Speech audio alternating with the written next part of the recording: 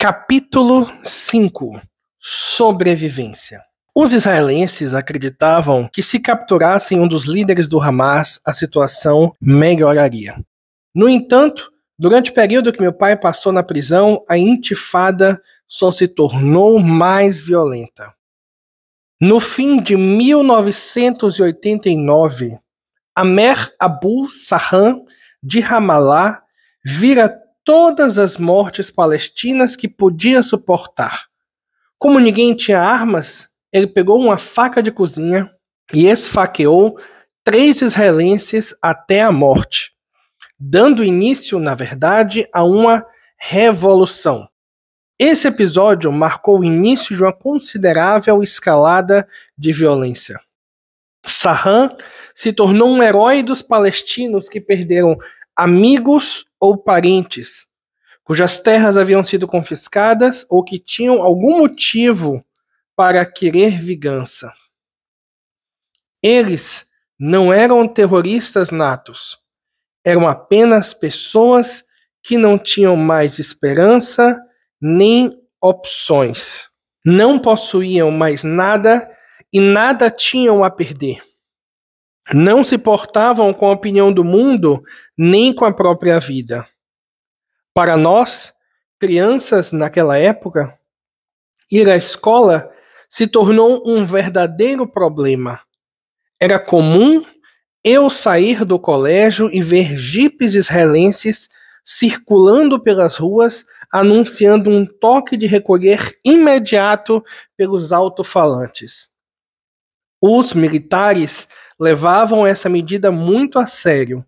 Não era uma simples restrição à circulação, como acontece em algumas cidades americanas, em que as autoridades pegam um adolescente dando uma volta de carro depois das 11 e ligam para os pais. Na Palestina, se declarassem toque de recolher e você estivesse na rua por qualquer motivo, levaria um tiro. Assim, sem mais nem menos, sem aviso, sem detenção. Simplesmente atiravam. Fiquei sem saber o que fazer da primeira vez que declararam toque de recolher quando eu estava na escola. Eu tinha de andar 6,5 quilômetros e sabia que não conseguiria chegar em casa a tempo. As ruas já estavam vazias e senti medo.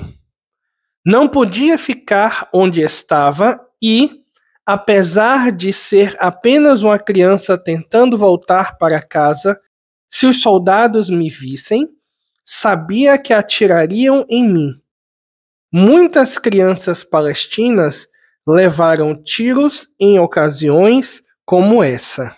Comecei a me esquivar de casa em casa, me esgueirando por quintais e me escondendo em moitas pelo caminho.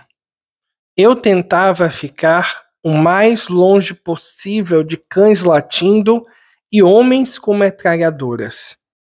Quando finalmente virei a esquina da minha rua, fiquei muito grato por ver que meus irmãos e irmãs já haviam chegado em casa sãos e salvos.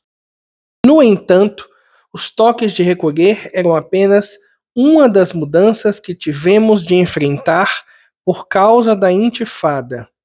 Em muitas ocasiões, um homem mascarado aparecia na escola e informava que uma greve havia sido organizada, ordenando que todos fossem para casa. As facções palestinas convocavam greves no intuito de prejudicar Israel financeiramente, reduzindo o montante do imposto sobre vendas recolhido pelo governo junto aos lojistas. Se as lojas não abrissem, os donos pagavam menos imposto. Mas os israelenses não eram burros. Começaram a prender os lojistas por sonegação fiscal. Então, quem era prejudicado pelas greves?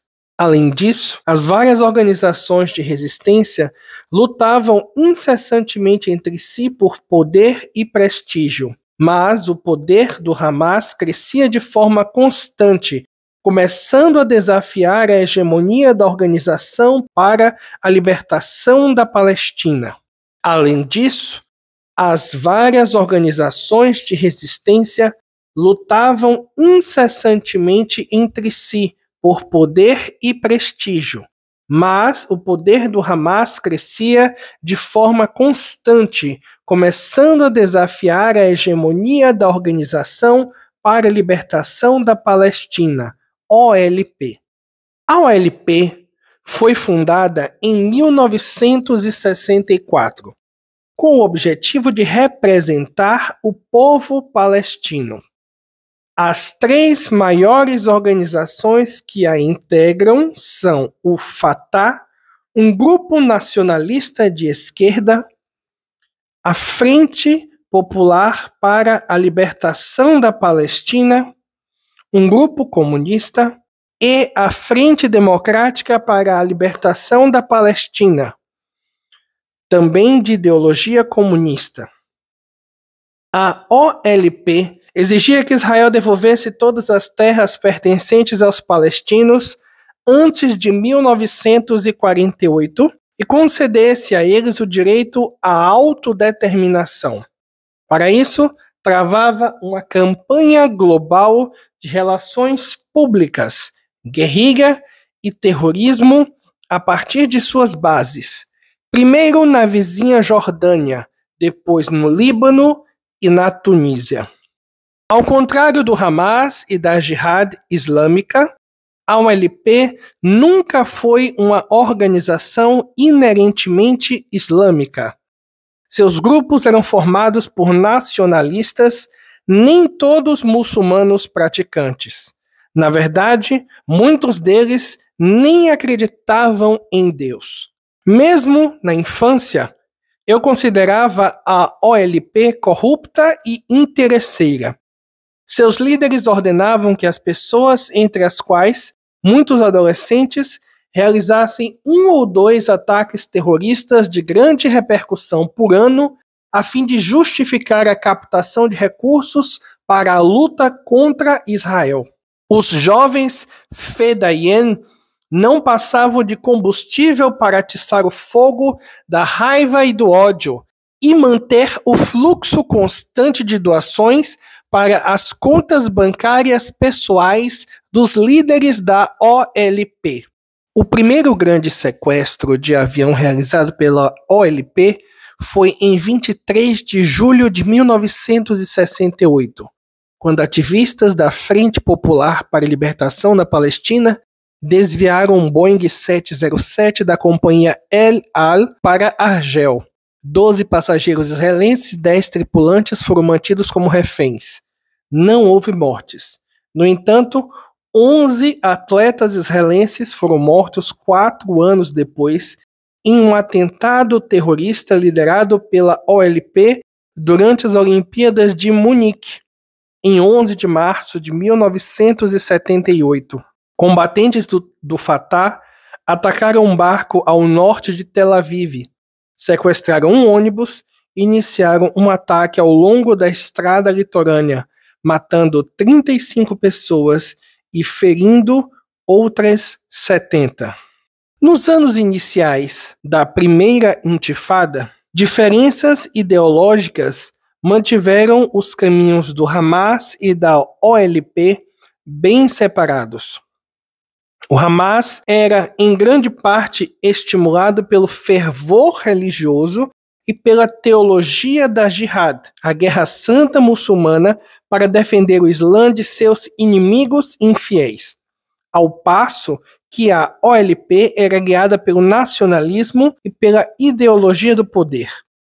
Se o Hamas convocava uma greve e ameaçava queimar as lojas que permaneciam abertas do outro lado da rua, os líderes da OLP ameaçavam queimar os estabelecimentos que fechassem. Entretanto, os dois grupos tinham em comum um ódio profundo pelo que chamavam de a entidade sionista.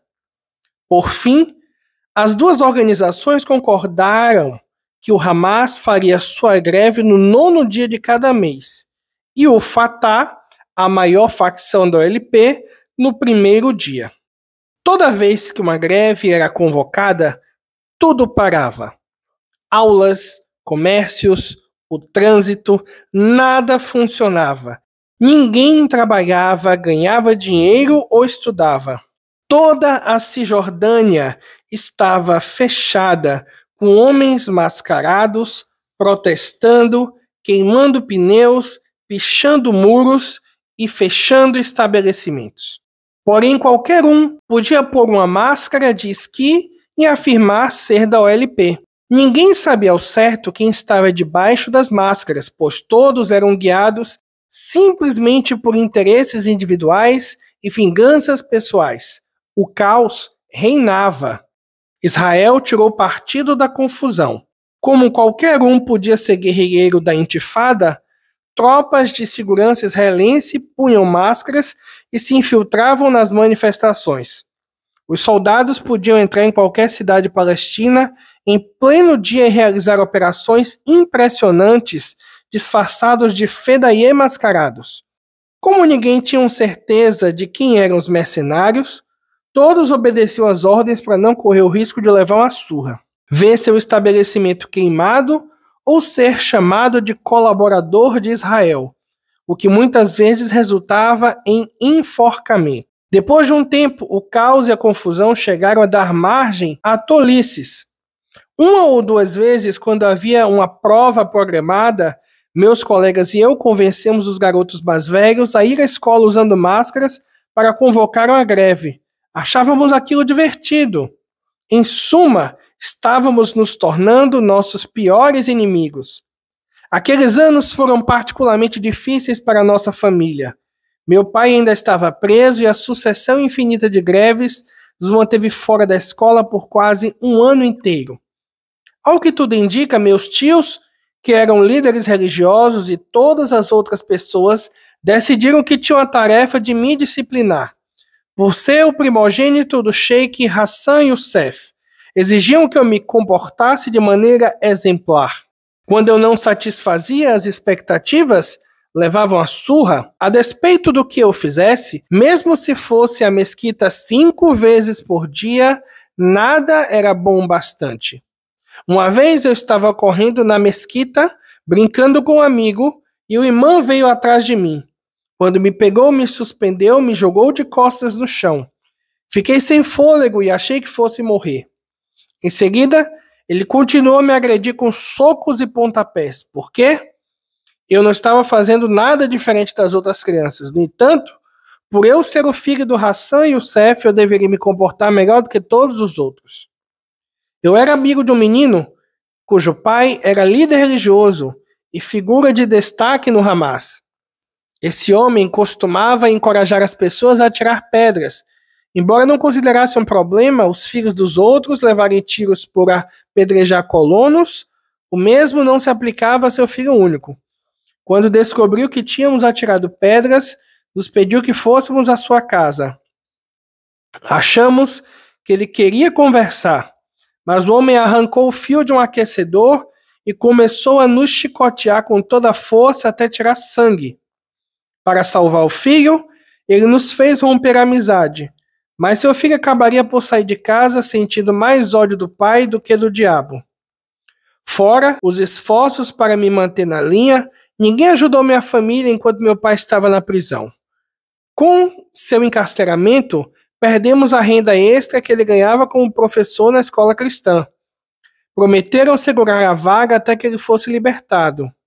Nesse meio tempo, não tínhamos dinheiro suficiente para comprar o que precisávamos. Meu pai era a única pessoa da família que tinha carteira de motorista, portanto, não podíamos usar o carro. Minha mãe precisava percorrer grandes distâncias para ir ao mercado e eu costumava acompanhá-la para ajudar a carregar os pacotes. No mercado, eu me enfiava debaixo das barracas para pegar frutas e verduras caídas no chão e que estavam apodrecendo. Minha mãe negociava um preço mais baixo para as hortaliças que ninguém queria, dizendo que as estávamos comprando para alimentar os animais. Acho que a vergonha que ela sentia era pior que a necessidade.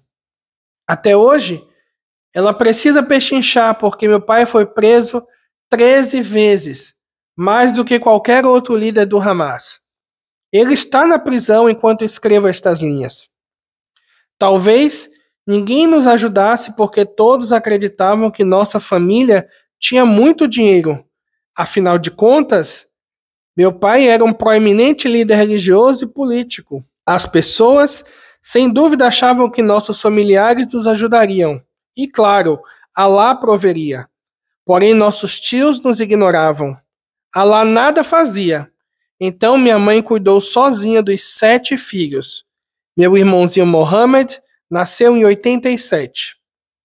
Por fim, quando a situação se tornou realmente desesperadora, minha mãe pediu um empréstimo a um amigo do meu pai, não para ir às lojas e comprar roupas e cosméticos para si mesma, mas para dar pelo menos uma refeição por dia aos filhos. Ele negou e, em vez de nos ajudar, disse a seus amigos muçulmanos que ela o havia procurado para pedir esmola. Ela recebe um salário do governo jordaniano, disseram criticando-a. Por que está pedindo mais? Essa mulher está se aproveitando da prisão do marido para ficar rica? Ela nunca mais pediu ajuda. Moçabe, ela me disse um dia, e se eu preparar baklava e outros doces caseiros e você for vendê-los aos operários da área industrial? Respondi que ficaria feliz em fazer qualquer coisa para ajudar nossa família. Então, todo dia depois da escola, eu trocava de roupa, enchia uma bandeja com os doces da minha mãe e saía para vender tudo o que podia. De início, fiquei tímido, mas acabei me acostumando e passei a falar com cada um dos operários, pedindo que comprassem os doces. Em um dia de inverno, saí para vender os doces como vinha fazendo. No entanto, ao chegar ao local habitual, descobri que a área estava vazia por causa do frio. Naquele dia, ninguém tinha ido trabalhar. Minhas mãos estavam congelando e começara a chover. Então coloquei a bandeja coberta por plástico em cima da minha cabeça e segurei como se fosse um guarda-chuva. Nesse momento vi um carro com vários passageiros estacionado na rua. O motorista me viu, abriu a janela e se debruçou para fora. Ei, garoto, o que você tem aí? Baklava, respondi andando na direção do carro. Quando olhei para dentro do veículo, fiquei chocado ao ver meu tio Ibrahim. Seus amigos ficaram escandalizados ao ver seu sobrinho quase mendigando em um dia frio e chuvoso. E fiquei constrangido por ser motivo de vergonha para ele. Eu não sabia o que dizer, nem eles. Meu tio comprou todos os doces, me mandou ir para casa e avisou que iria me visitar mais tarde. Quando chegou, estava furioso com minha mãe. Não consegui ouvir o que disse, mas quando ele foi embora, ela estava chorando. No dia seguinte da escola, troquei de roupa e disse à minha mãe que estava pronto para ir vender os doces. Não quero mais que você faça isso, disse ela. Mas eu estou melhorando a cada dia, sou um bom vendedor, pode acreditar em mim. Seus olhos ficaram marejados. Eu, porém, nunca mais saí para vender doces. Fiquei com raiva. Eu não entendia por que nossos vizinhos e parentes não nos ajudavam. Além de nos negar auxílio, eles tinham a petulância de nos criticar por tentarmos socorrer a nós mesmos. Eu me perguntava se o verdadeiro motivo para eles não ajudarem em nossa família era o medo de terem problemas caso os israelenses achassem que estavam ajudando terroristas. Mas nós não éramos terroristas, nem meu pai. Infelizmente, isso também mudaria.